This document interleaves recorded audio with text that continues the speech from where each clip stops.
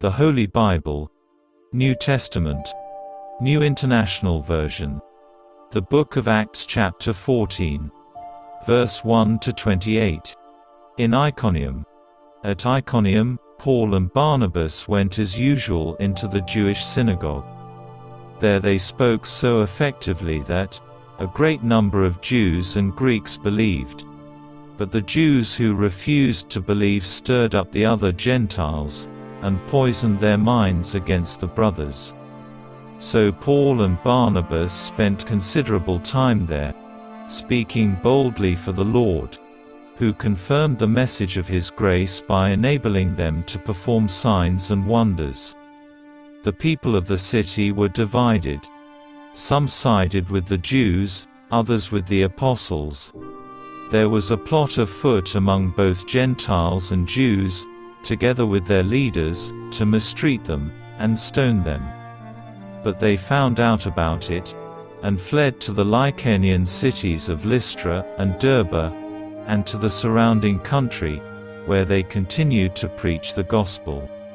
In Lystra and Derbe. In Lystra, there sat a man who was lame. He had been that way from birth and had never walked.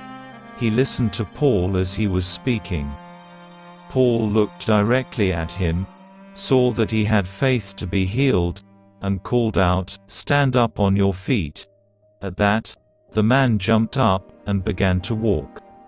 When the crowd saw what Paul had done, they shouted in the Lycaonian language, "The gods have come down to us in human form." Barnabas they called Zeus, and Paul they called Hermes, because he was the chief speaker. The priest of Zeus, whose temple was just outside the city, brought bulls and wreaths to the city gates, because he and the crowd wanted to offer sacrifices to them.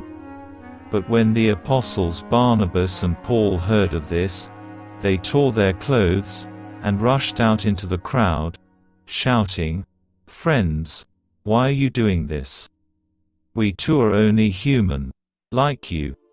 We are bringing you good news, telling you to turn from these worthless things to the living God, who made the heavens, and the earth, and the sea, and everything in them. In the past, He let all nations go their own way. Yet He has not left Himself without testimony. He has shown kindness by giving you rain from heaven, and crops in their seasons. He provides you with plenty of food, and fills your hearts with joy."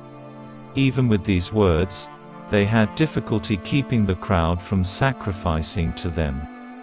Then some Jews came from Antioch and Iconium and won the crowd over. They stoned Paul, and dragged him outside the city, thinking he was dead. But after the disciples had gathered around him, he got up, and went back into the city. The next day, he and Barnabas left for Derbe. They returned to Antioch in Syria. They preached the gospel in that city, and won a large number of disciples. Then they returned to Lystra, Iconium, and Antioch, strengthening the disciples, and encouraging them to remain true to the faith. "We must go through many hardships to enter the kingdom of God," they said. Paul and Barnabas appointed elders for them in each church and, with prayer and fasting, committed him to the Lord, in whom they had put their trust. After going through Pisidia, they came into Pamphylia, and when they had preached the word in Perga, they went down to Attalia. From Attalia, they sailed back to Antioch, where they had been committed to the grace of God for the work they had now completed. On arriving there, they gathered the church together, and reported all that God had done through them, and how He had opened a door of faith to the Gentiles.